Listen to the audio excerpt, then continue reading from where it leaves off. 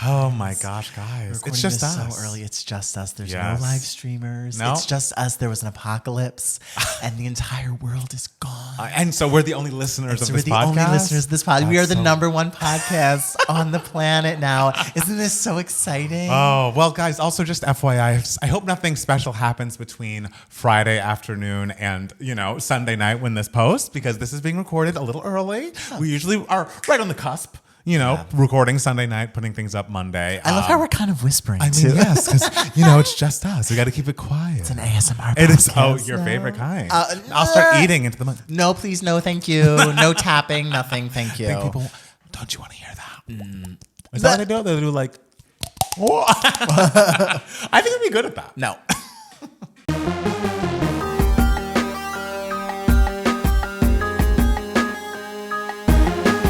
Hey everybody, welcome back to another Two Gay Mats, the podcast. It is Matt Steele. And it's Matt Palmer. And Matt Palmer is going away, flying away. Au revoir. Au revoir. Matt Palmer going to France to just Paris, or are you traveling? It's Paris at the beginning, and then we're going to Aix-en-Provence. and then we're Aix-en-Provence. going to Nice. Nice, there's a great song from that musical, The Boyfriend, called Nicer in Nice. I've You would never know heard if you watched the concert, Hey Mr. Producer.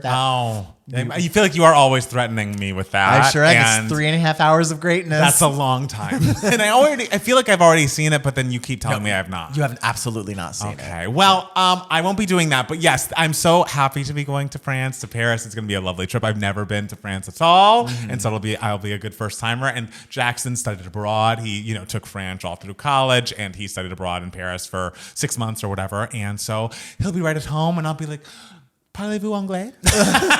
Show me around, monsieur. Yes. You could reenact Les Mis. I You could could. start a revolution, build a barricade in the middle of the street. You have the barricade, listen to me. Oh my God, if you walk down please do a TikTok, because we are 'cause we're TikTokers now. TikTokers. And you just do an entire TikTok, a whole minute TikTok of you performing that on the streets of Paris. I'm sure it's going to be a hit. The Parisian folk will love it. Yes. Just like I'm recording TikToks referring to myself as like pop diva, the voice from Les Mis. Yes, absolutely. And so, yes, if we are recording this on Friday, so if anything newsworthy happened Saturday or Sunday, sorry. We don't know about it yet. Me and whatever poor sucker I get to do the podcast with me, next week we're gonna have to talk about that. I look forward to hearing that. And this podcast, we don't have any Email My Hearts. I mean, we don't have that much news because we just were don't here have that Sunday much night. news, yeah. So it's gonna be free flowing. free flowing. And maybe that's the theme of Matt Steele's New Year on Earth, because yesterday was Matt Steele's birthday. It was Thursday, June 19th. Juneteenth Yes. was my birthday. How was said It was birthday? very, very fun. I had a Yes. lovely time. I woke up, did the phone calls with the father, the mother, everything, everybody calling. Okay, yes. I had to, open up the cards, because, I get like the cards in the mail, and I'm like, I have to open these on my birthday. Of I don't do course. anything for my birthday that is not on my birthday. Yes. And so I did all of that, and then I walked up to Westwood, like by UCLA area, and I was like, I'm going to go to Whole Foods, because I knew we were having Italian for dinner. Yes. And so I was like, let me have maybe like a light a salad for like lunch thing. Sure. And I got a salad and a soup, even though it was like 85 degrees, and I sat outside eating my lentil soup. Why a soup on such a hot day? Because I love soup all year round, hot, cold, in between. It is time for soup. And so I had a nice boiling hot lentil spinach soup sitting outside in Westwood. And then I went to Urban Outfitters, because I was like, let me get myself some clothes for my next year of life. If you're in the Discord, you probably got a question about said, because there was a lot of discussion of jorts in the Discord recently, but apparently Matt Steele found some jorts he liked. He put them on. He took pictures. He was like, should I buy these jorts? And there were differing responses. Did you end up buying them? I did not buy the jorts. Interesting. Because I was like, you know what? Because I was like, let me do a separate shopping excursion for shorts and jeans. Okay. Because doing both, the combo, the tops and the bottoms, I can't do it. It's, you know how shopping for clothes like really stresses me out in general? Usually you get someone to help you. Yes, I need someone to go with, a partner to be like, yes, get this. No, don't get this. Right.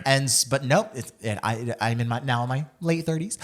So I will be making these decisions on my own, but I will be making them at the separate moments. Okay. And so, there was a whole discussion about jorts in the Discord. Yeah. And I had no idea people were so passionate about jean shorts, because to me, jean shorts were just the commonplace short growing up. Like everything. And there are jean shorts that fit wrong. Sure. And there are jean shorts that fit cute. Sure. Like remember in 2012, the gays were like wearing the shorter jean shorts. Right. It was very cute. And so I had no idea people were so passionate about jeans. And I'm like, aren't most shorts jeans? I feel aren't like most people shorts denim. that we were in the discussion that I could understand. It seems like the specific idea of jorts are the ones that are like to the knee, if not a little longer. The ill-fitting. The ill-fitting. Yeah. And it feels like very, if you went to middle school or high school around that time, I feel like the people who were wearing those length and width of shorts maybe were not your favorite people if you're listening to this podcast. But, we don't want to paint with such I a got wide along net. with everybody. Everyone in school was my favorite person. Yes, that's why you think any person you pass on the street is your best friend. So I'm sure you got along with them, but maybe Even they didn't. people with ill-fitting jorts. Maybe they didn't like you.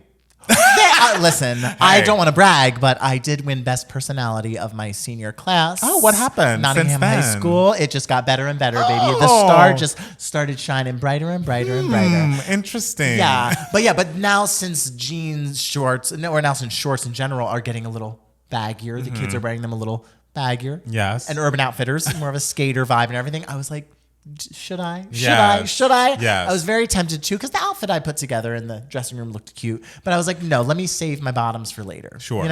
And so then, anyway, my birthday. So then I got a boba. My boba of choice for my birthday was a lychee oolong. We don't need all the details. Listen, we might need details because there isn't much happening. Sometimes in it can this be a short podcast. podcast. You don't need to know minute No, by the minute people what want to happened. hear the details. All right, you got Bubba. What next? And so then I went back home, and then we went to Italy with a couple people. Yes. And then saw Materialists. Yes. Because I was like, let's see a movie. I really want to see this, and I've been putting it off for way too long. It had already been out a week. I was gonna say it's only been a week. It's not way too long. I quote need to unquote. see a movie the week it is released. Okay, I am like the crazy executives in Hollywood that are just like, this is the only week people see movies. The week it's out. Right. And if Sinners didn't do well this first week. Exactly, And it's like, guys. I know. And so I saw that, and should we talk about that later? I mean, we can talk about it later because I Giving was me also moments. there, and there was a variety of opinions. There about really that were. The movie. differing opinions on this movie. Yes, was a shock. Was truly incredible. Yeah. It's truly incredible because people are have such polar opposite. I opinions found about it. I mean, we'll get to it when we get to it, but I find it odd to have such an actively upset or honestly positive opinion about the movie. Like to me, it was very oh, fine. But the fact that Matt it's Palmer, so, the moderate, only here. But the fact that it was so divisive for people, I found surprising. But again, we'll get to it when we get to it. Oh yeah, we'll Yes? get to it later on the podcast. We shall. Thank you. And what else did I do this week? I came here. We did a Yes. live stream viewing party for our patrons where we watch Dream Girls. So if Yes. you want to see that, patreon.com/DoGayMats. Yes, it's at the $10 level. And we Just watched FYI. the director's cut, We the did, which extended version, which I had never seen neither before. of us had seen. And I had a great time watching those I scenes. agree. The choice Jennifer Hudson makes where she's just like, say it again. And she pushes her brother. It's Love it. great. I love it when Jennifer Hudson just makes an angry acting choice in the middle of a song. As she should. Like in memory. And when Yeah. she, I must wait for the sunrise. When she's angry about I've that. actually wiped Yes. my memory of that Well, just movie so you out know. because Cats was an upsetting event for many of us. Just so you know, Jennifer Hudson was making character choices that I loved in that song. So, I don't know. It was a nice week. I worked. I did the thing. Yeah. I celebrated my life. I love that. What did you do? Well, we went and saw Rhiannon Giddens, who is the banjo artist who performs on Texas Hold'em at Beyonce. We saw her and some friends of hers, including Steve Martin, perform at the Hollywood Bowl. Because he's a banjo player. Yeah. And so we saw them on Wednesday, and that was a fun little event. Jackson got me those tickets for my birthday, and so we finally made good on those. And then Monday night, I did something. Oh, wait. No, I don't remember. I did something Monday night. I went to a Dodger game. I went and saw the Dodgers because it was one of Jackson's friends' 40th birthdays. And so we were celebrating with him, and we saw Shohei pitch for the first time since he's been a Dodger. And so that was exciting. He did the first inning, and that was a lovely moment. That's like watching Beyonce in concert. Well, it's like he does both. He's like a very good hitter and a very good pitcher, which is very uncommon. So you've seen him hit before. We've seen him hit before. Oh, but yes. you've never seen him pitch. Yes, no, he has not pitched since being drafted into the Dodgers. Well, So what was that sensation like? I was like, oh know. Okay. I think he's still getting his bearings or whatever, but seemed like it was a bit of a historic night, so I was just happy to be in the room where it happens, at the Dodger Stadium. Wait, so you think he's still getting his bearings in terms of pitching? So you're saying you have notes for his pitch? I mean, I feel like if you look up what people thought of the pitching, it was just a little, he's getting his sea legs back underneath And you were him. just like, look fine to me. I mean, he wasn't like striking people out. And I was like, oh, well, we should do that. Well, maybe they were just really, really good batters. It was the pitches were the problem. Oh, I mean, not to give notes to Shohei. I'm sure Okay. he's doing great. And it makes sense. It's been like 2 years since he's pitched. Apparently he had a shoulder injury that he's healed from. Like, what so do you homos know about pitching a I guess ball? I know okay? a lot. I'm just the number one Dodger fan and number one pitcher critiquer. Is that a thing? Someone who critiques pitches. And so did that Monday. And then Tuesday night was Dream Girls night. And you came over and we did some things. And then Thursday was your birthday. What'd I do when? Or wait, were you here Wednesday? I don't even remember. It was a long week. I did something every night, it felt like. But now I'm at the point where I should, I've done all my laundry, but now I need to pack said laundry. And I know where all of my things are. I know where my passport is, but I just have to get everything aligned before tomorrow. But we don't, our flight's not till 6:30. So I have a whole big amount of time to get ready for said trip. But it's like, that feeling of when you're going on a trip and you're like, I already feel like I've forgotten something, even though I haven't left yet. That's kind of where I am currently. And so I'm trying to, just mentally be okay with the fact that nothing's perfect. You're going to pack the best you can. We're going to have a great time either way. And I keep looking at the Paris temperatures and they're going down to a more manageable level because for a while it was mid to high 80s. And I was like, oh, that's too hot. Can't do that. I can't do that. No. But now it's low 80s and high 70s. And I'm like, oh, that I can do. Okay, you thrive there. Oh, that's right where I thrive. Yeah, Low yeah. 80s is a little hot, but I'll deal. You'll be fine. Yes. There'll be a breeze. You're right by the Seine, by the river. Yeah. Oh, you also perform On My Own by the river. Oh, I could do On My Own. Sure. Oh, yeah. You need to do every character. Each character each day. Can I just do how many days Eponine are and you the there? voice? I'm trying to think of other characters because Jean Valjean, it's we only have so much time. You don't want to do the factory worker? Oh, no. Which one is he or she? Is she the one? Factory. Now come. What have we here? Little innocent sister. Oh, I Come do on, like Fantine, What's that. happening in the news? She's sitting there with her boobs all out. She's Right. like, I do like her. Yeah. Well, I don't know why I picture her with her boobs all I know, out. clearly. I just picture her being a very busty, sexy woman. Well, maybe. I bet she is. I bet everyone who's ever performed that role is a busty, sexy woman. Oh, she better be. She better because be. She's the tough cookie. Absolutely. And she's got to let the people know. She's a little bit of a tattletale. Yeah, but whatever. Fantine didn't deserve that.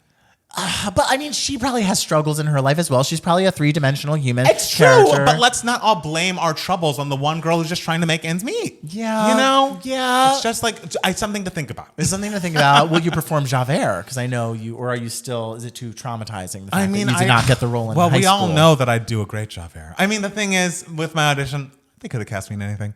But yes, no, I would do it all. I'll do it all. Okay. I won't be doing any of that. But in theory, it seems fun. Sure, you'll think about it. I'm now in the process of also loading up my iPad, thinking well, what do I want to watch on the plane? What movies have I not seen? Because it's quite the flight. I'm hoping to sleep for a good bit of it because it's overnight. But I'm like, what am I? So I have a lot of... I could give you a whole list of movies to download. And the thing is, I can't think of one movie I want to see. I'll give you the list and you can tell me which ones you liked and which ones you didn't. And we could talk about them. This could be like Travis Tracks, Matt's movies. Matt's movies. Movies take so much time. That's Palmer's my issue. Plain Pictures. No, it's too many pictures. It's too long. That's why I'm excited to rewatch Insecure because these are how many times can we rewatch fucking Insecure? Love okay, rewatching some comfort television is very close to my heart. And hey, at least I didn't say Happy Endings or Friends or 30 Rock.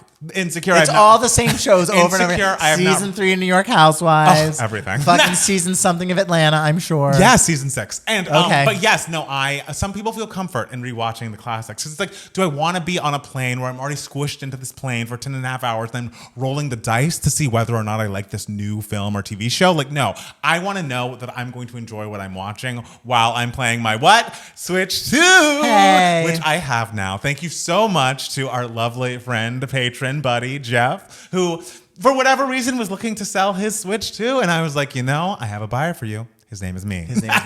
And so we met up, and that felt and that was Thursday on your birthday. And it felt like a weird, almost drug deal. We met up in a Target parking lot. Oh, hot. And it was like, you got the goods. I was like, all right, I'll Venmo you. And I was like, yeah, I mean, I'm getting a, children's toy, but it felt like espionage, like I felt like I was like a spy and like I was completing a mission. And so now I have it. It's really great. I've gotten all my Switch 1 data transferred onto the Switch 2. Oh, you can't lose that data. And he bought the one that you got a free download of Mario Kart World. And so I have played a little bit of it. And Matt Steele, I'm going to make play at some point, maybe today, maybe a different day, but I'm going to make him play it because it's just like fun. Like, it's just cool. It's fun. It's like, and I just like, I don't know. Have you played any Mario Karts in your life? Do you think? Like 64, Super Nintendo, Switch. I've played some sort of Mario racing something. Is that Mario Kart? That's Mario Kart, yeah. Like, friends at like a party and nothing, I hate nothing more than like when all of like friends get together and we're having such a good moment, have such a good time having good conversations. Someone's like,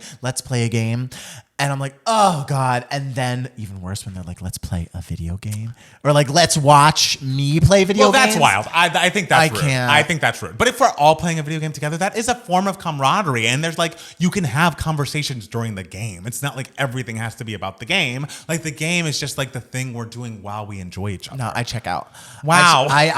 You never see me check out faster than. Well, like, I guess people will see it when we have the fucking video about I know. it soon. When we make our like 2 Game Mats YouTube video of me doing a game, it's gonna be the quietest I've ever been. I can't wait for it because I have things to say, feelings to express. What do you mean you have things to say? I have things to say. I got it. Oh, yeah. And I'll be like, yeah, good job. You beat me. Wow. Well, no, we should try to be number 1 and number 2 together. We just got to beat everybody else. else. That's not gonna happen. I'm gonna settle for not coming in last place. Mario Kart is so simple. Like truly, you click the L button to shoot the thing, and then you press A to go. That's literally all you need to do. It's not a hard game. And the thing is, I've played a harder game with you, and you did pretty well when we were playing Boomerang For some Fu. reason, any driving game, I truly cannot do. Really? I am up against the wall the entire time. I can't go forward. I have a good feeling that you'll be able to do it. I think it's easy. We're going to start on like a lower CC because it's like you can go to 50 CC, 100 CC, or 150. And I think you could do 100. What does CC mean? That's basically like the speed. Like you in this with them, CC?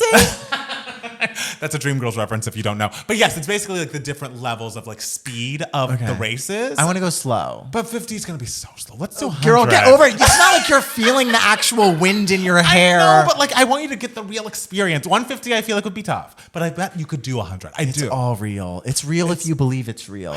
Well, it doesn't matter if you believe. I believe. Well, I believe we're going to have a great time when we play. So everyone get ready for that whenever it happens. Yeah, who knows when it'll happen, guys. Sorry. The next 2 weeks are going to be kind of messy in 2 Game Mats land. But honestly, we're filming a lot of shit. You're going to see a lot of shit, even with me in it, even though we'll have gone. It'll be the ghost of you. Yes, the ghost of me. Should we jump into our news for idiots? Okay. Let's do it. There are some pieces of news. Yeah, but one of them's not great. I didn't really... If you want to talk about I don't need to talk about it. I'm fine. We can talk about fun stuff. We're talking about fun stuff because we don't really want to speak on what's happening in the Middle East.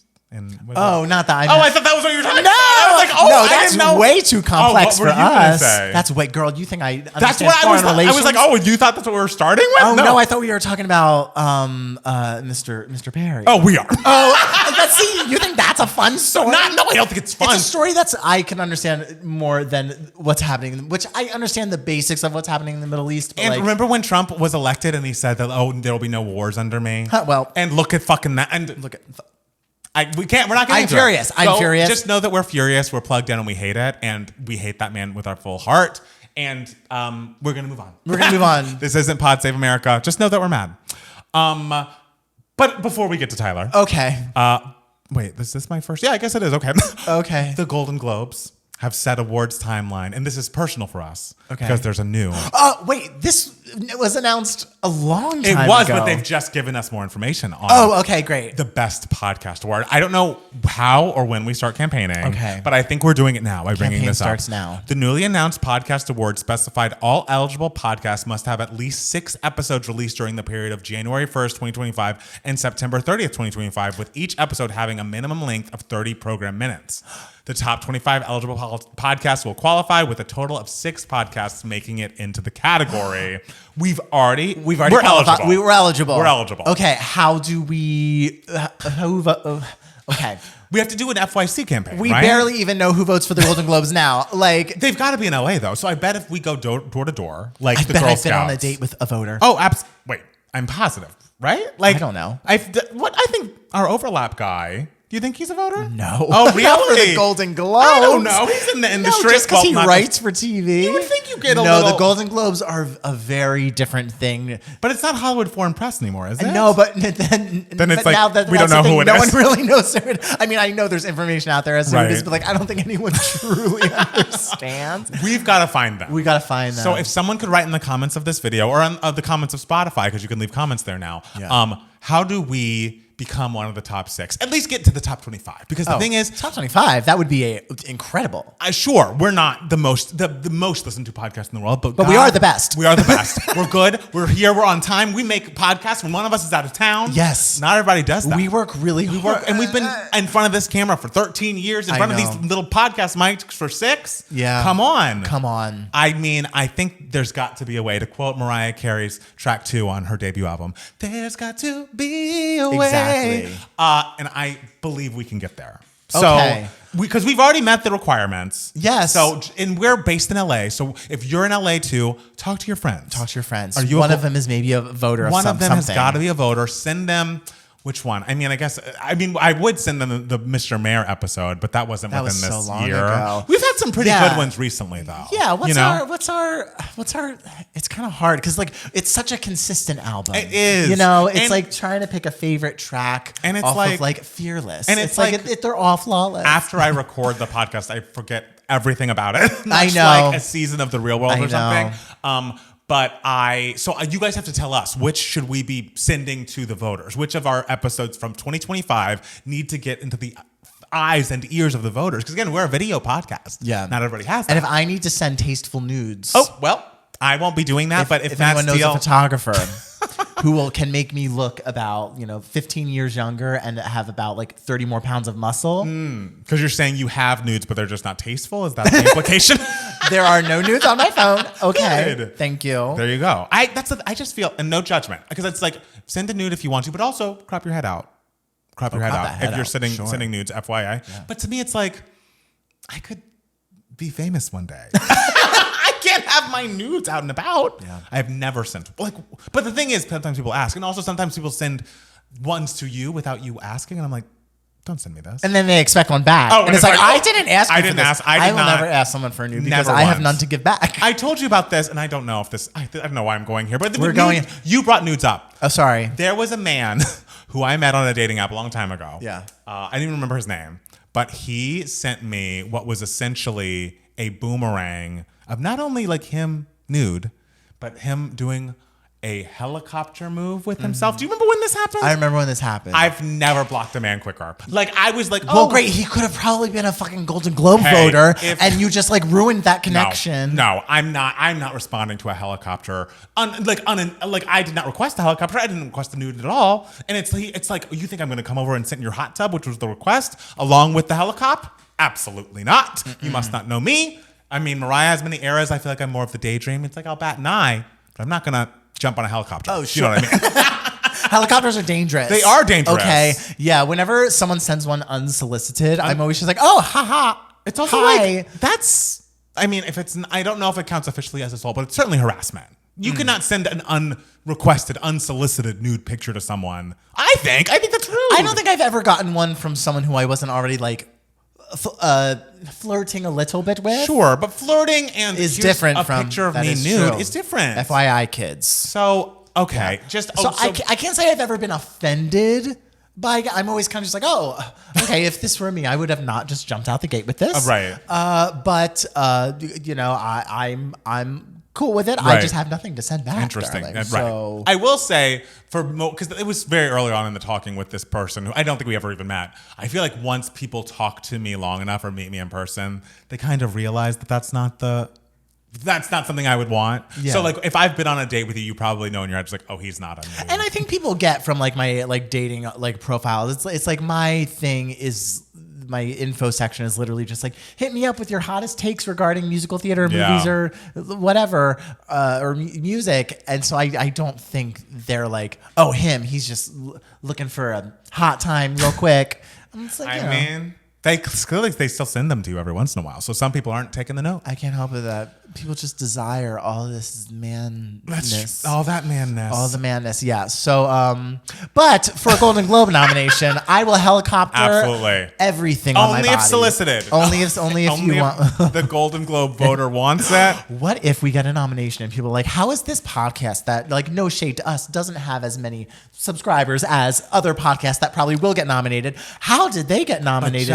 And then it comes out, oh, it's because the redheaded one, he sent helicopter dick pics to every single member. Don't worry. I would jump on and be like, hey, they were solicited. He only sent the ones that where people wanted them. And honestly, if we got nominated and people were really shocked and like, what is this podcast? I can't think of better promotion. Absolutely. We fucking blow up. Is this something I have to do now? Well, I don't think the nude part, but like getting us nominated, yes. Okay. All right. So I'll be gone for 2 weeks. All right. I'll do my magic. Do your magic, get us nominated, and we'll be the top of the charts. Okay. Are you ready? Yeah, I'm ready to go to the Golden Globes. Imagine us at the Golden Globes. Oh my God. I think we'd do okay. I know. Oh, Yeah. they probably set the podcasters all the way in the back. That's it's like, you know how the fine. movie people are in the front and center and the TV people are like in the little balconies. Podcasters are probably like in the fucking like lobby. That's fine. Because then if I'm closer to the TV people, I care about them more. Sure. Like I'm like Nicole Kidman, who? Let me see what Quinta's up to, you know? Oh, see, and I would just be up there just being like, is Damien Chazelle here? Oh, Jesus. Well, no. I can promise you that. He will. Excuse me. What did he put out this year? When is his movie about with Leonardo DiCaprio coming out? He's put out a movie about Evil Knievel or who's the motorcycle guy? I think that's right. Does that not sound boring to you? No, listen. The Neil Armstrong movie, when that was announced, First Man, I was like, really, a Neil Armstrong biopic, Damien? Really? Like, you know, maybe it'll be good, but like, is this as creative as we can get? And it came out and I was like, I eat all my words. This movie was a masterpiece. I feel like, again, you were the only person who really felt that. Like, no. people were not like, the movie First got Man. great reviews and it won an Oscar. What Oscar? For Best Visual Effects. Okay. Not Best Picture. It was a well-received movie. I didn't hear a lot about it. Okay, they weren't box talking office wise, it wasn't a smash, right? But like it made fine money and it was critically successful. Well, great. That'll be us as soon as we get that Golden Globe nom. Exactly, critically successful. Speaking of award shows, Tom Cruise, Dolly Parton, and production designer Wynn Thomas and Debbie Allen are all receiving honorary Oscars this year. All 4 statuettes will be presented at the 16th annual Governors Awards, taking place November 16th in Hollywood. Exciting. Yeah, I think that's great. I mean, all amazing people who have done a lot for the industry. I mean, Tom Cruise, I imagine. Normally like the special honorary Oscars don't give any sort of like speech at the actual ceremony. I feel like for Tom Cruise, I could see the producers being like, what if we make an exception for this? Totally. He comes flying in like a helicopter or something. They're certainly going to trot him out for some reason. Like, I feel like if they don't give him one of those like, but that did never happen. The box office awards at the Oscars. That didn't happen. Thank you, well, Jesus. you know, maybe he could win the new Stuntman Awards because apparently he still does his own stunts in that Mission Impossible thing. And they could give him a chance to get on stage and thank everybody. Yeah. You know? Yeah. So, and I mean, people just very much appreciate the fact that how enthusiastic he is about bringing people back to the movie theaters and like people are going, back to movies. You know, it's been it's been going up since, COVID and like 2021 and like those years, which were rough. Yes. So, and a lot of that is like thanks to him. Like he gets people excited to like come back. So I know a lot of the industry people are very, very appreciative of that. Yeah. So it's amazing. Too bad about the Scientology. You know, we just we don't. I know we try not to talk about it, but we don't want to judge whatever works for some people. Isn't there a missing lady within that organization? Shelley Miscavige? I don't know. I listen, but also all religions have their little dark secrets, right? But this is just the most current. This is just the freshest one. It's very fresh. It's very new. It features aliens. Yeah. It just gives me pause. But it gives pause. I'm glad. Debbie Allen seems great. Oh, Debbie Allen, icon, Debbie legend. Allen. We love. Worked with Mariah, Queen. Yeah. Sabrina Carpenter's Man-Child debuted at #1 on the Hot 100. That's amazing. That's amazing stuff. No wonder she's like, I'm putting out a new album. I know, right? I'm sure that was always the plan, but clearly, I just will never get over the fact that she has 2 #1s. She's putting out 2 albums before Chappell Roan has released a single one. Well, she released that one album. Yeah, but it went Chappell Roan's album first. Yes. And then Sabrina then another Sabrina. again. So Chapel, It what's just happening? will never be okay with me, the fact that her 2 number ones are Man Child and Please, Please, Please. And Espresso has never gone number 1. Has it never gone number 1? It has never gone I did not number know 1. that. It's crazy to me. Because that's a song that, like, I was listening to the radio, I think maybe in Jackson's car on the way to the Dodger game or something. They're still playing Espresso as if it is the song of the summer this year. And I'm like, guys, we must find. I'm happy for her. And the song is obviously a monster and like her signature song at this point. But it didn't go number 1. It just is wild to me. I guess weird. some songs are like I mean, that. it's kind of like Toxic. It's kind of like so much of Britney Spears' know. catalog. Literally all of Britney Spears' catalog. well, until Hold It Against Me. Then she was Hold It getting Against Me, yeah. number 1s every 5 seconds. Yeah, it's like the fact that there's a gap between Baby One More Time going number 1 and Hold It Against I Me going number know. 1. Like all those years of like Oops, I know. Toxic, like all of those songs. Fucking give me more. Like I know. I don't get it, but Billboard's weird. Billboard's weird. Sometimes. Absolutely. I mean, and that if it's between Sabrina going number 1 with this song or more Morgan Wallen. No, we love Sabrina. We love Sabrina. I'm picking her love. every single We time. Did you see that Beyonce brought out Miley Cyrus for 2 Most Wanted at her performance in Paris? Finally. I know. It had been a minute. Because the thing is, at the concert, she sings every other song from Cowboy Carter. And like that song Except is 2 Most Wanted, which I is know. one of the top songs. such a highlight. And so I guess she wanted to have this moment where it's like, okay, Miley's actually here. We're doing this together. And so I'm glad they did. And magic happens in Paris. Absolutely. And I'm going to be there. You'll be there. People are so lucky in Paris. They got to see a performance of Miley and Beyonce together. They're going to get to see your performance Yes. of Voice. Factory Worker Yes. Girl. And it's going to be beautiful. It's going to be lovely. I'm happy. And I think it's a beautiful thing how much they seem to love and respect each other. Yeah. And good for fucking Miley. Yeah. Performing with Beyonce. Where's Beyonce going next? Where's the tour going next? I don't know. Okay. But I bet it's on its way. The thing is, I feel like it's a shorter tour. So we're probably not that long away from the closing of that show. But I'm so happy I got a chance to see it. And she doesn't perform Halo or EXO on that tour, but songwriter of those songs, Ryan Tedder, had to take to his Instagram. Had to take to his Instagram story this week. He wanted to point out over last weekend when, the No Kings protests were going on, that he has around 20 family members and grandparents that all fought in wars from the Revolutionary War, actually through World War II/Korea.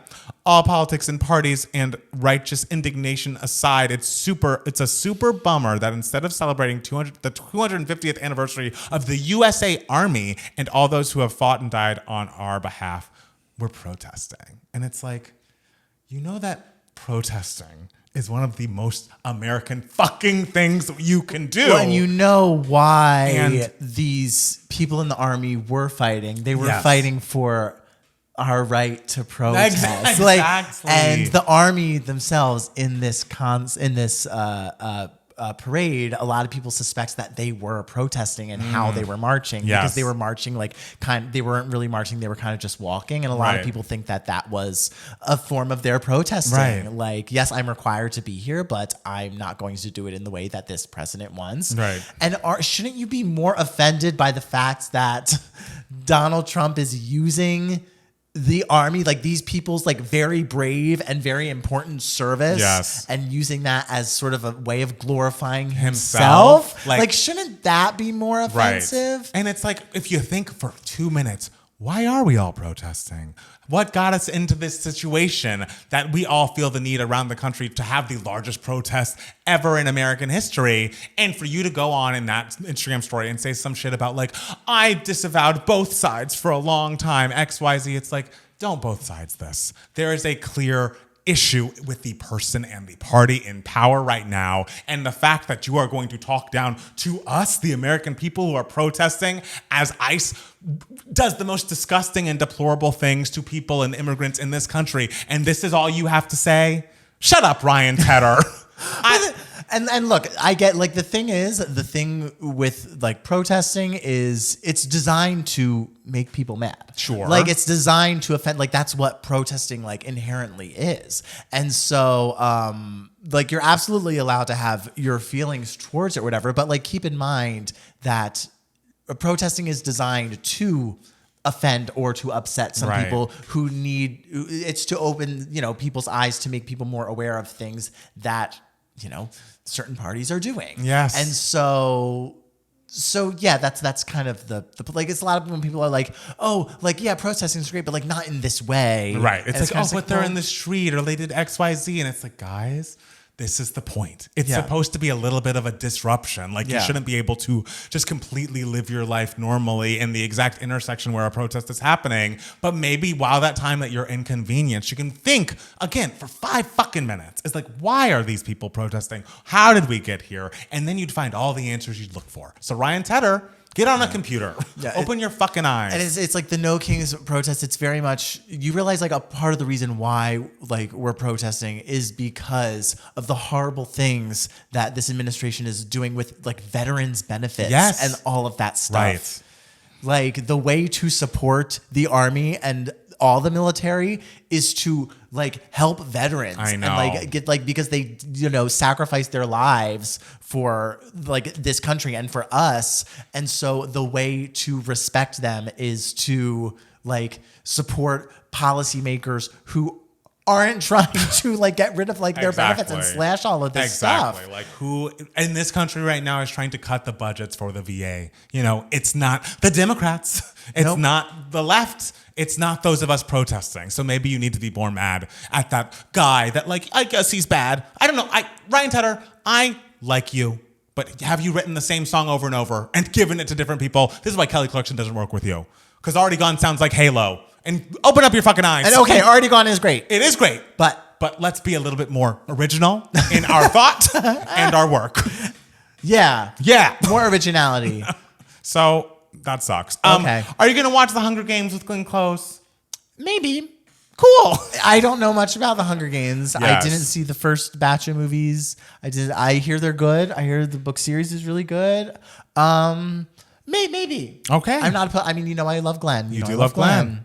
And if there is buzz like, oh, this could be Glenn's Oscar, I'm like, I'm absolutely seeing this. Did you watch the Netflix thing that Glenn? You did, didn't you? The Netflix movie that Glenn was in? What's it called? The horror movie or? Oh yes, I absolutely did. The Lee Daniels. If you watch- what's it called? I completely know. with Monique. Well, Glenn Close and Monique Of in a course movie we're gonna together. watch that. I am absolutely subscribing to Netflix, paying the money to see that movie. Well, It was so much fun. Glenn Close in that wig, those nails, chain smoking. I've just heard quotes from the film, and I'm like, Iconic.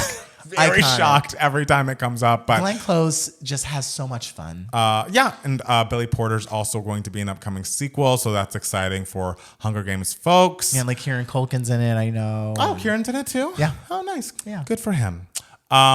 Okay, we need to talk about Tyler. Okay. Have you read up on this case at all? Ish. Okay, Yes. so he has been sued by actor Derek Dixon for $260 million over allegations of sexual harassment and more. The complaint accused Perry of initially promising him career advancement and creative opportunities, such as producing his pilot and casting him in his show, only to subject him to escalating harassment, sexual harassment, assault, and battery, and professional retaliation when Mr. Dixon did not reciprocate Mr. Perry's unwanted advances. Derek Dixon claimed he met Perry as far back as September 2019 before going on to star in 2 of Perry's shows, Ruthless and The Oval. I have heard a little bit about the accusations. Apparently, there are lots of text messages going back and forth that have been reportedly, allegedly from Tyler, where he basically sends a picture of himself, and Derek responds, "Oh, nice picture, looks good." He's like, "What? What do you have to say about the stud in the picture?" And like, imagine your boss sending you all of these texts and like pursuing you so vehemently in a way that you knowing that like, oh, he's my boss. He could have me fired from this job, which he again has texted like, oh, there's going to be a big shootout at the end of the season. We don't know which people are going to make it and who's not. But also like, come stay in my guest house. Call me a stud. Call me a stud. Come stay in my guest house and like allegedly go to said guest house while Derek is in a state of undress and pull his underwear down, touch his butt, climb into bed with him, touch his thighs, just like all of this stuff. It's like the abuse of power knows no bounds. I feel like we talk about it every week. There's always a different man in power doing something horrible to someone that like they feel they have control over. So if this is true, I really hope that justice comes for this man, and that like you cannot do this. You cannot treat people this way. You could, if again, apparently he's in the closet or whatever. You could find a guy that wants to be with you, and you could have consensual sex with them if that's what you're looking for. The fact that you need to try and win over this person who works for you, and you already are in such a position of power financially, and then also over their employment.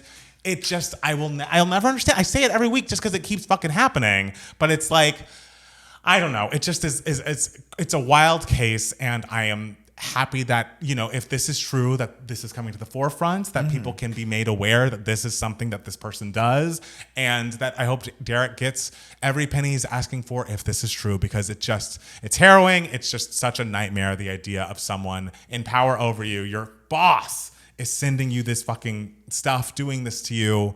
I don't know. It's just such a complex and disgusting situation that Tyler Perry is responsible for. Well, yeah, the guest house situation is kind of, and the accusations for that, if that is true, then that's the legal issue here and everything. And so I don't know what to make of it, because it's like, I don't know. I'm not there. And also I don't know what their relationship was like prior to this moment. Like, I don't know if like they did become like close friends in some sort of way, and they're like sending jokey text messages to each other, or if they did have any sort of I don't know. Right. So there's no way of like determining this. So, the powers that be will, I guess, investigate this. I would imagine, it's such a large sum of money that Tyler Perry's being sued for, so I imagine there must be some sort of case. Yes, I wouldn't be surprised if it was settled out of court. Like, I don't know, maybe they'll take it to court and it'll be found not to be the real thing. But I feel like there have been loud whispers around Tyler Perry for a long time, and have there been whispers about like inappropriate stuff? I think yes. There have been. I'm not. Yes. I don't know. I think yes. Like, this doesn't. I don't know, and I just also hope that the headline of this story, and it's kind of my feeling about the Diddy case, it's like, whether or not Tyler Perry's gay is not the point. No. Like that, like, who cares if he's gay? Like, that has nothing to do with the criminality and like the moral wrongness of what happened here. It is the abuse. It is the abuse of power. It is the, the harassment, the assault, like that's the physical stuff. And it's just not okay to be putting people in compromising positions physically or intimidating them. You're a billionaire. You could find someone consensually to be with. It's privately if that's what you want. Like, I don't know. It's like you are. If this is true, it seems like these type of people get off on the power of it all, and it's like, I really hope that can stop. And like, I hope he figures out what is going on there. And if this is true, I hope Derek gets all the money that he's requesting, because it is just so fucked up. Sure. So that's that on that. And I think lastly, did we have, Ariana Grande's Nona passed away. I know, that's so sad. It's very sad. Hey, 99. 99's a beautiful. 99, and she had that big old family that was doing like huge, amazing things. She got to see her like kids and her grandkids do it all. So she got to see Ariana on that big screen floating down in a bubble. And so she did the thing. And she, debuted on the Hot 100 when Ordinary Things featuring Nona, I think, debuted on the Hot 100. Nona, Billboard Queen. Hello, she's charting. Icon. And it's a long, beautiful life. But, hearts go out to, Ariana Grande and her family. I'm sure, even though she had such a beautiful life, I'm sure it's very painful as well. And you can tell, like, she's very close with her family and everything. And I have like a very good friend who's led like the Grande family through like universe, like did like tours like through amusement parks. Apparently, Ariana Grande loves amusement parks. Sounds right. And he's like, every time he's like, they are the nicest people. Aww. Like, he says Ariana Grande's mom is like the nicest woman. I love and that. like coolest woman. I love that. So, okay. Well, sending them all well wishes, and what a beautiful life, 9 years. Yeah. Anything else you want to tell the people? I don't think so. Okay, guys, we're gonna take a quick break and then be back with more 2K Mats, the podcast. Oh wow, guys, we took such an intense break. It was so intense. It was such an intense break, but don't worry, we still have things to sell you. Absolutely, we do. Guys, thank you so much for listening to and or watching the podcast. If you enjoy us, make sure to go to your Spotify or Apple Podcasts. Leave us a 5-star rating or review, because then that could lead to our Golden Globe nomination. That's what we need. We need all 5-star reviews for Golden Globe. FYC. So yeah, do that. That would really help us out. We want to make sure we reach as many people as possible. And also, if you are in the tri-state area, make sure to go to 2gaymatslive.com, where you can get tickets to our August 30th live show at the Caveat Theater in the Lower East Side. It's going to be so much fun. Our moms are going to be there. And they just can't wait to feel the feelings of New York again, because I've been like thinking about it. I've gotten my hotel and I'm like, man, I spent so much time there, then hadn't been for such a long time. Then I think I went a year or two ago, and I was like, there's just still a little New Yorker within me. Have you gotten your tickets to whatever Broadway show you're seeing yet? I don't know what I'm going to say. Have you gotten tickets to what you're going to see? No. Well, there you go. Well, we're in the same boat. I don't know if I'm going to see anything. Wow. Yeah. Steele hates Broadway. Official. No, I'm just broke. Well, I need when I'm a Golden Globe nominee, girl, I can see whatever Broadway shows I want. That's true. That'll change everything. So yes, also if you are not in the tri-state area, you can go to 2gaymatslive.com and actually buy a digital ticket and watch the live performance and stream it live, or watch it on VOD after the fact. That'll be very fun. And yeah, you should definitely do that. And that's Steele. Yeah, well, hold on. One more thing. The final week where you can pre-order my brother's book, Not Lucille, incredible middle grade novel, little girl, Great Depression, meets a friend, Trenton School of the Deaf. It's incredible. And just so you know, if you pre-order the book and you follow the links in the info section and you upload your receipt, you get a video thank you message from me and a signed book plate from my brother. So this is the last week you can do it. June 24th is when the book comes out. And so this special 2Gay Mats giveaway for it is only for before June 24th. So it's your last a couple days where you can do it, guys. So yes. Don't miss out. Don't miss out. Matt Steele. Yes. What section of the podcast are we in? We are on Email My Heart. Oh. And that is the section where we answer any questions that you guys might have. You can be a part of Email My Heart if you email us at 2gaymats@gmail.com. 2 is spelled TWO. Our question comes from the lovely Angela. Hey, Angela. Who's coming to the live show? Who's coming to the live show? I can't wait to meet her. I mean, no, not everyone's going to be like rushing to meet Angela at the live show. Sorry. We don't want to overwhelm you, Angela. I don't mean to overwhelm I mean, it's also going to be her birthday during the live show. So like, really? Wish her a happy birthday if you see her during the live show. Happy birthday. Sorry, that's the Mariah version. Yeah. So anyway, her question. Hi, Matt. I saw a TikTok of Beyonce in an interview back in 2006 or whenever Dreamgirls came out. And she said she would love to do Broadway when she's older and her kids are older. My question for you. Do you think she will ever do Broadway? And if so, what show/role would you love to see her in? Now, we know this was an old video because she was doing an interview. Beyonce. Absolutely. No longer does interviews. Nope. And I guarantee she no longer thinks about the word Broadway. No, listen, no one loves Broadway more than me. It's true. But even though I just said I'm not seeing a Broadway show probably when I'm in New York. Right. But I no. You don't foresee it? I don't foresee it. Could you see this? Uh-huh. I could see, I don't know if it's a jukebox musical of all of her music or if it's like she has like a Lemonade-esque thing that's built up and built into a full show. Album, like an album that visual, a musical, a theater album. Right. And I don't see her performing. No. But I could see her being the visionary behind. Okay. And like, okay, I have this album that I have, but I want it to be released via Broadway. I could foresee that. And maybe it's not new music. Maybe it's like we get the whole visual album. It's even bigger than, Lemonade was, even bigger than Black is King. But then years later down the road, she makes that one piece of art into a Broadway musical. I could see that.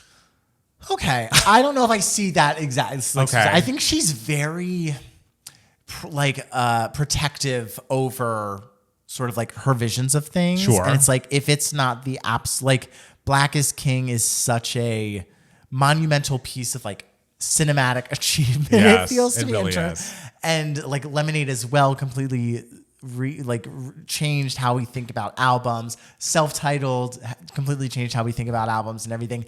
So I don't see her ever taking something that already exists and then like adapting it for the stage, just because it's kind of like a you can never go home again. Like I feel like she would not be inclined to be like, oh, let me try to make this thing better.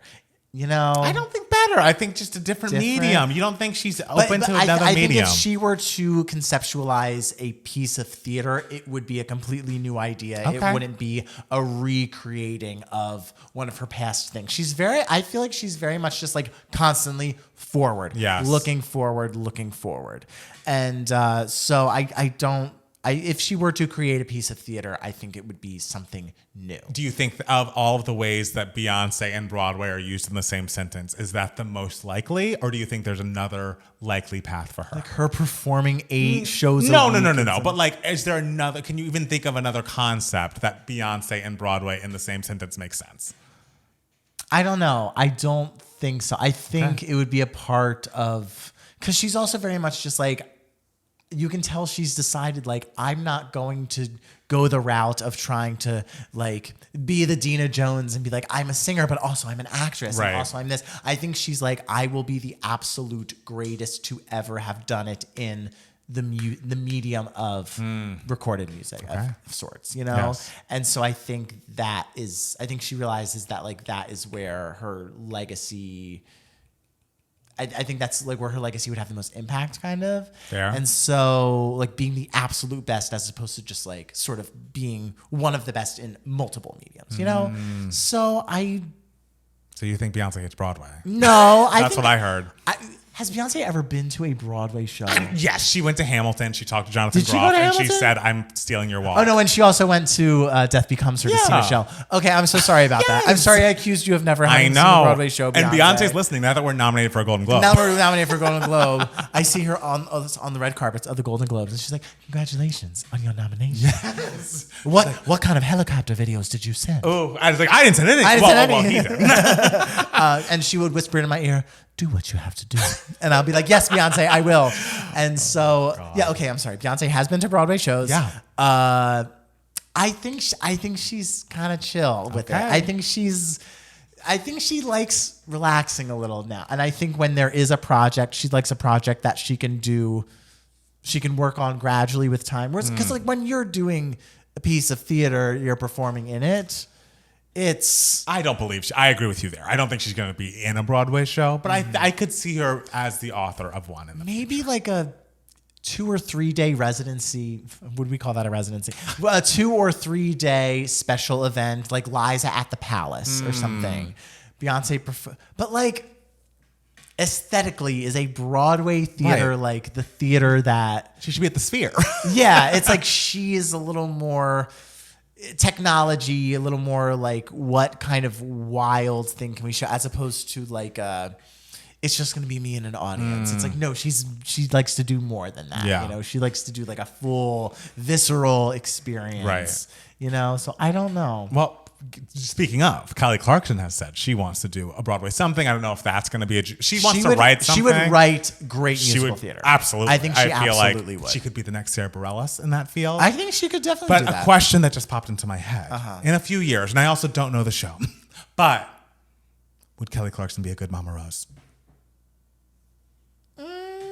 I mean, something to think about. There's a youthfulness about Kelly.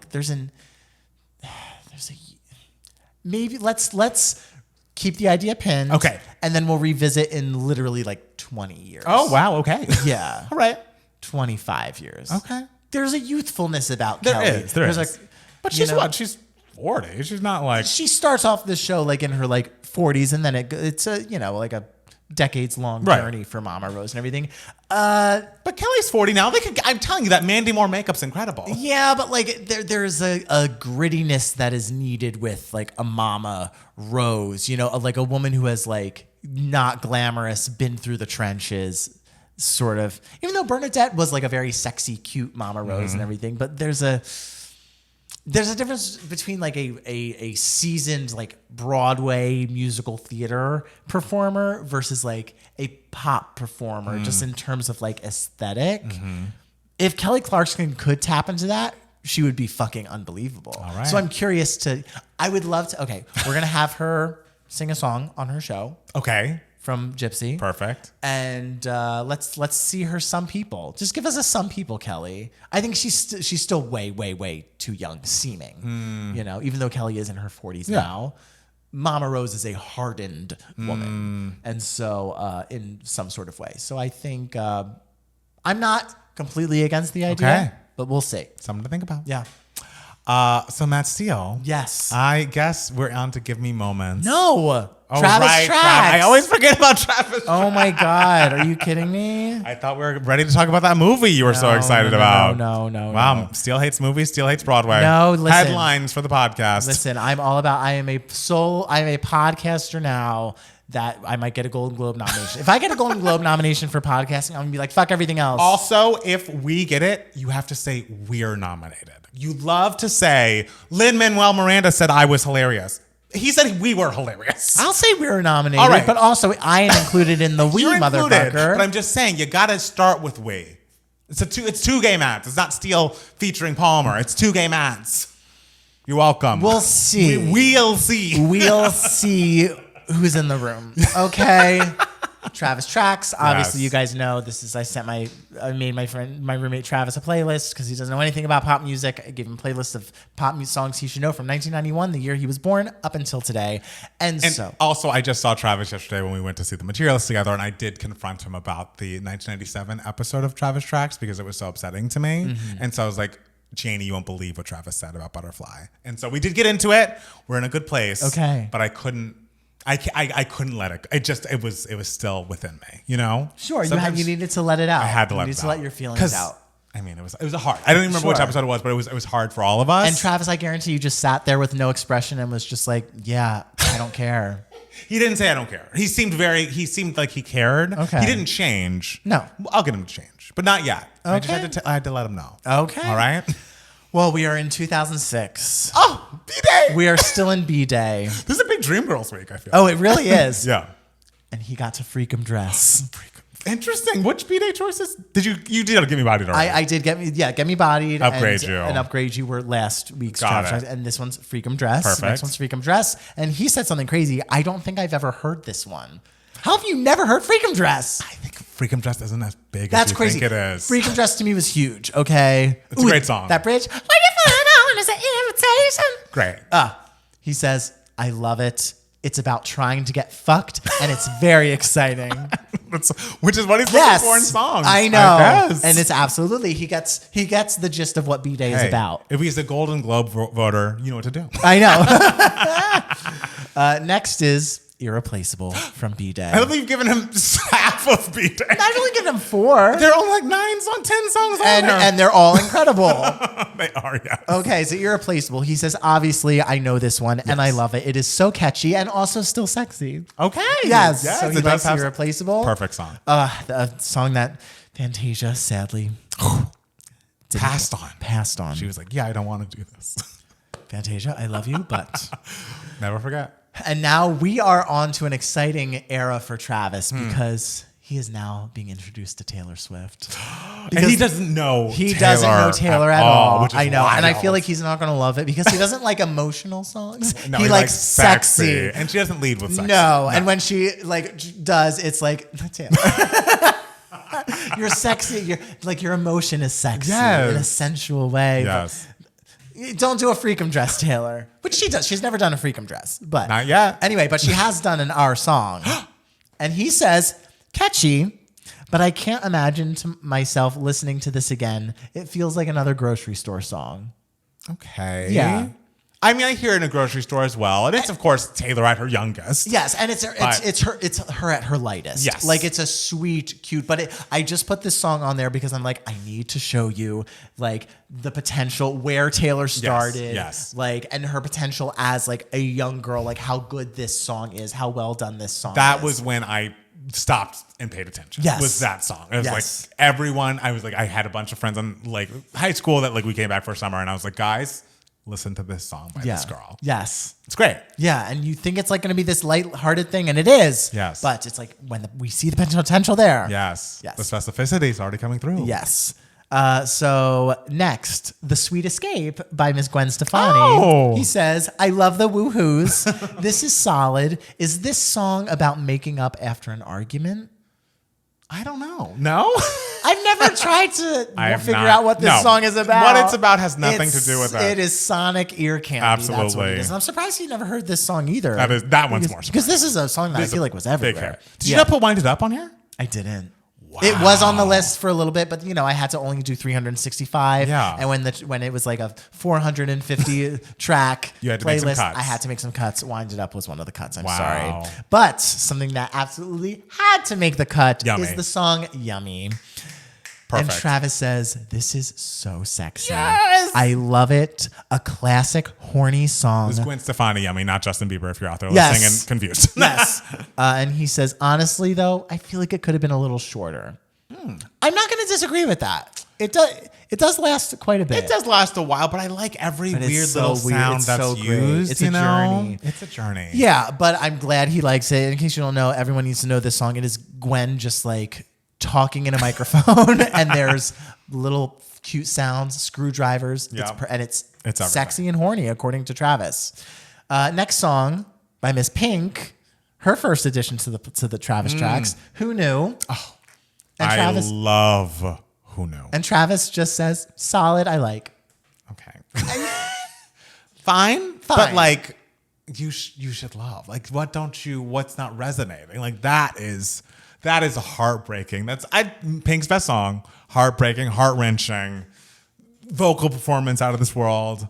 Just a perfect song that sounds great, fully produced or broken down. I will say at first listen, when I first listened to Who Knew, I was just like, oh yeah, it's good. I like it. It's good. Yeah, I like it. But because sonically it is so similar to a lot of other Pink songs in certain ways, at first listen maybe feels like it's like, oh yeah, it's just a Pink song. I like it. But then when you like break it down, you're just like, oh no, this is really well done. really so excellent. he needs to give it another listen. He does. He probably won't. Next one, Too Little Too Late by Miss JoJo. I hope you loved it. And he likes JoJo. Yes. He already knew the song Get Out, Good. Leave, or Leave, Get Out, whatever. Leave, Get Out. Before, so that's why that was not on Travis tracks. Fair. But he needs to know the journey of JoJo. He says, okay, this one was totally fine, catchy, but not a hit for me. Well, I mean, I realize that he's not one for like a ballad, but I feel like if you liked Irreplaceable, like sonically, it's kind of giving a similar it is sound. similar. And honestly, it's not my favorite JoJo song. I think it's an excellent song. It's not like my favorite JoJo song, but I put it on to be like, this was before the. Of course. the What bad what record deal. would you say are JoJo songs that are above Too Little Too Late? That is a great question. Yeah, like I mean, Leave, Get Out is such a classic. I think Too Little Too Late's better. Okay. I do. And you don't have to buy nothing. It's not what I want. I've never liked that baby. song. It's I've you. never I liked think that that's a song. great It's song. cute. Whatever. That would be my one word. Cute. Okay. But this one I'm so proud of. Yes. Bore Me by Fantasia. Okay. I don't know the song. Well, I know the song. Right. And it's the song she performed on American Idol with fiery, flaming red hair.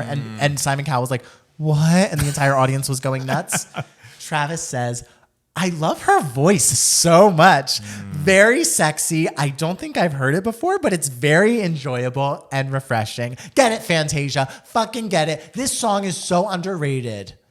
I love it. And I'm so thrilled. I'm so proud of my Travis. That's great, Travis. I'm Justice glad. for Travis. I know you're mad at him. I mean- but he has taste. Sometimes. He has taste all the time. Bore Me, a classic. Best song on this playlist. Okay. We're doing a lot for a song I've never heard before. But okay. I'm glad for the updates. Thank you. I'm feeling mostly still good. Don't need to confront him again. Yeah. So we love that. No offensive opinions. Nothing in this offensive. round. Yeah. My Give Me Moments is quick just because it's only been a few days and I've been busy, as I mentioned. But I will say that I re-listened to Neo's first album in my own words this week. And this is the album with So Sick on it and Sexy Love were the two big hits. And I just, we talk a lot about the ladies because they're amazing. But pre-Bruno Mars and like post-Craig David, Neo hit a very nice sweet spot for me. He could write such incredible songs like Irreplaceable, like Let Me Love You by Mario. And So Sick is such a perfect song. And I just think what he and Stargate had together in that moment was so beautiful. They were like musical soulmates, absolutely. And that is an album that you can listen all the way through and it still holds up. There's another song that I don't think was a single called Let Go near the end of that record that is also very good. I just would recommend listening to it all because it's just like melodically and like emotionally really consistent, really good. And also like it just reminds me of when I was first putting out music, and the first songs that ever hit the net were on a site called neofan.com because they responded to 6 whole days and whatever. And I wish and things. So, you know, I have a personal connection, I feel, to this sound because I feel like, you know, I have songs that are in the same vein. But just big fan of that album. He's done a lot of great stuff. I feel like we don't talk about Neo as much these days. He went so far into the electro lane where like he kind of maybe lost some of his like core audience. But those first several albums, Year of the Gentleman, Because of You, and especially In My Own Words, are excellent. Give them a re-listen if you haven't listened to them in a while. Great. All right? Yeah. Okay. But for my birthday, I saw my thing that was giving me moments. We saw, yes. And it was Celine Song's movie, Materialists. It is her second feature film coming off after Past Lives, which we all remember was my favorite movie of 2023. Past Lives. And the entire time, like before seeing Materialists, I was kind of just like, okay, like I guarantee you I won't like this as much as Past Lives, you know? I'm not gonna build this up in my head and everything because Past Lives to me was so good and like moved me so much and continues to move me to this day. I recreate that final scene literally in my living room. I told Travis yesterday, I was just like, I haven't recreated what's her name? Greta Lee walking down the street and crying in a while. And Travis was like, you should do that for your birthday. So I did. I went outside and did it. And so I was like, okay, I'm going to go in and I'm going to just enjoy myself and everything. When I tell you, my heart was pounding out of my chest the entire movie for some reason. I truly can't tell you why. For some reason, Celine Song's writing and direction just like taps deep into my soul and like moves me at such a visceral, like basic level. And the entire movie, I was riveted the whole time. I was laughing. I was crying. I was feeling everything. And it's so like funny the fact that people are having such different reactions to this movie. Yeah. You know, if you don't know, it's about Dakota Johnson. She plays a matchmaker and she finds herself in this sort of love triangle with Pedro Pascal, who is this very, very wealthy man who is in this elite world of people who use her like a matchmaking company. Like they are her clients and everything. Right. He is a part of this world, a part of this culture and everything. And so she's, you know, with him, but also has been reconnected to her ex-boyfriend who has no money, who's a struggling actor and who's a giant mess and everything.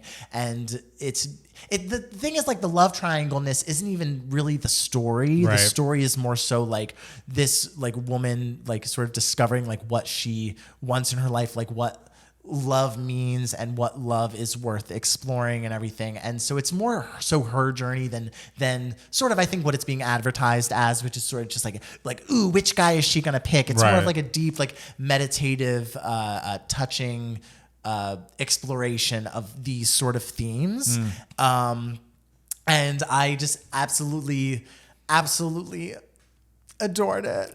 and I like, how did you feel about it? Like what, like I didn't dislike it. Mm-hmm. I felt, I loved the New Yorkiness of it all. The cinematography throughout was gorgeous. Yeah, it was beautiful to look at. She's got more budget now. More budget. And I think looking back on it, I was most moved by, I mean, like, spoiler alert, by the way, just FYI, but she has a client named Sophie L., who she is working really hard to find a match for. And she, spoiler alert again, just in case, she winds up being sexually assaulted on a date that Dakota Johnson set her up on.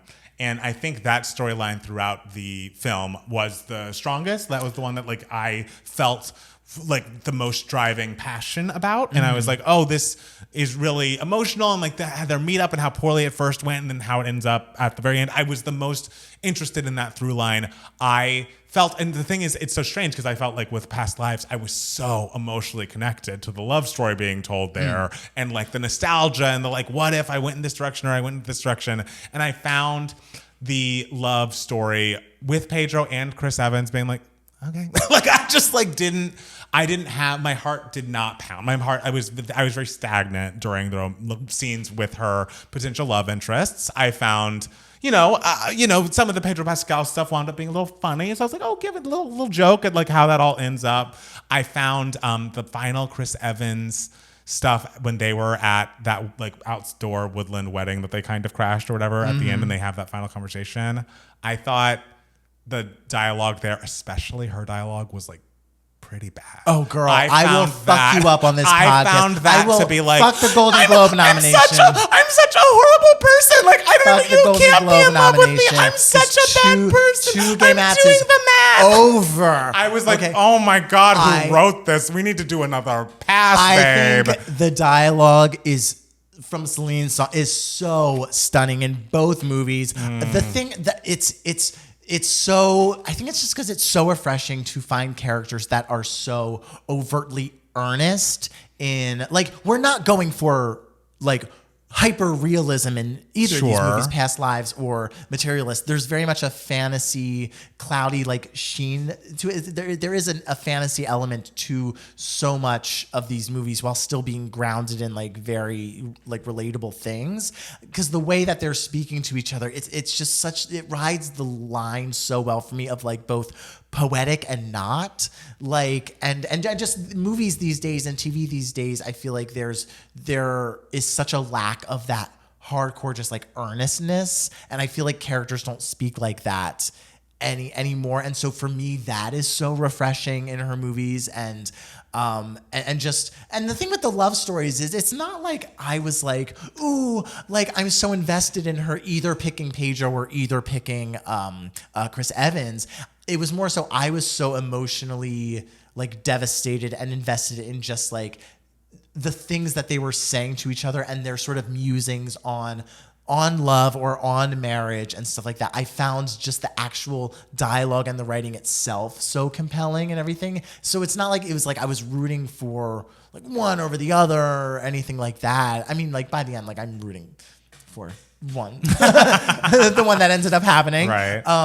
But to me, that is the star, and that is why it's like so moving to me. And it's also that thing with Past Lives for me. Like Past Lives, I can't say I was really invested in like the love story aspect of it, because it was about, she was reuniting with this guy who she hasn't like really physically seen since middle school. So it's like there isn't really like a love story. It's a love type of story, type of story. It's hard to describe, but to me, the moving part is just the exploration of the idea of that, and also the cultural elements, like of the story of what he represented to her, like the culture that she left, this whole life that she left behind, and is like a ghost to her. And it's just sort of like a movie about growing up to me, and seeing your younger self again, and knowing you can never go back to it. So that's what Past Lives is about to me, more so than the love story kind of. And this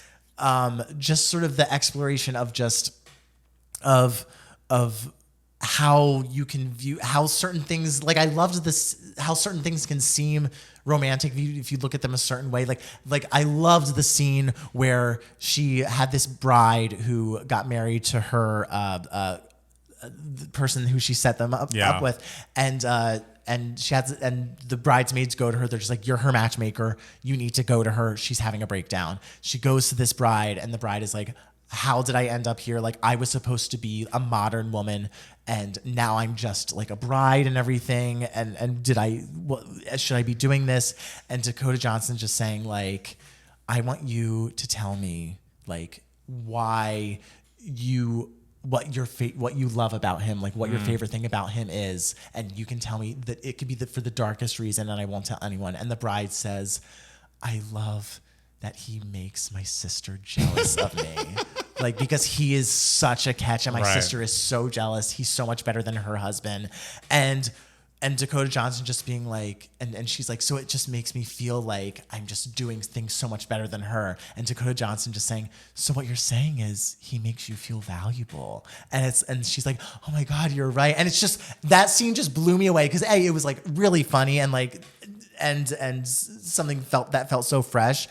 But it also showed like, it kind of is a nice way of thinking about it. It's just like, oh, even though he's making me feel valuable for like a very shallow reason, like yes, he is making me feel valuable for that, but also for different reasons. It just makes you look at it a different way, but also it just makes you realize, like, damn, she is good at her fucking job. Like, she is so manipulating all of this while making her feel good. Like, but I agree. I like that scene too, and I just felt like it's too bad that every time she was with Chris Evans or Pedro Pascal, I stopped. Like, it's just like this really? shouldn't be That scene between her and Pedro Pascal, like at the Chinese or the sushi dinner, the Japanese dinner, where it's just the two shot of them like talking face to face about, and he's just and she's just like, I know you don't want me, and he's just like, no, you're exactly like that. To me, that scene was riveting. I was just riveting, and I thought the scene in the kitchen where Pedro Pascal like reveals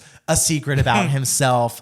And his reaction to that was just so devastating to me, because I love how the movie just like tapped into like, yeah, like men are so wildly insecure about their bodies, and they're so desperate to find love and feel valuable as well. And the lengths they will go to, oh my God, to achieve that. I thought he was wonderful in that scene. It was just enough emotion, but just enough like realism, just enough like touch of humor.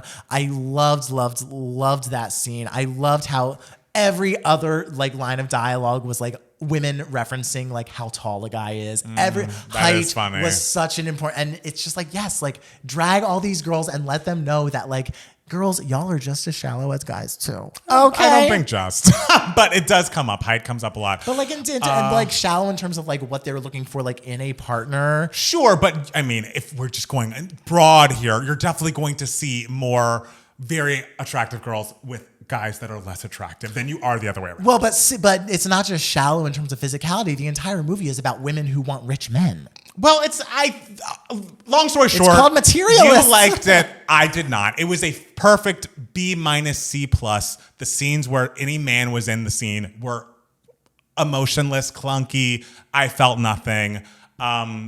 And it was fine. I can't. I would never. It's no Insecure. I'd never rewatch it on a plane to France. I literally can't wait to see it again in a movie theater. How did the rest of the people who went feel about it? Travis loved it as well. And weren't there 8 of us or something? No, 6, but like, 7? but hey. Listen, it was my birthday, so my opinion is the only one that fucking matters. And so, yeah, and just that the little bookend parts with the little cave people. It's like, hated that. Baby, wrap that blade of grass around my finger like a clasp.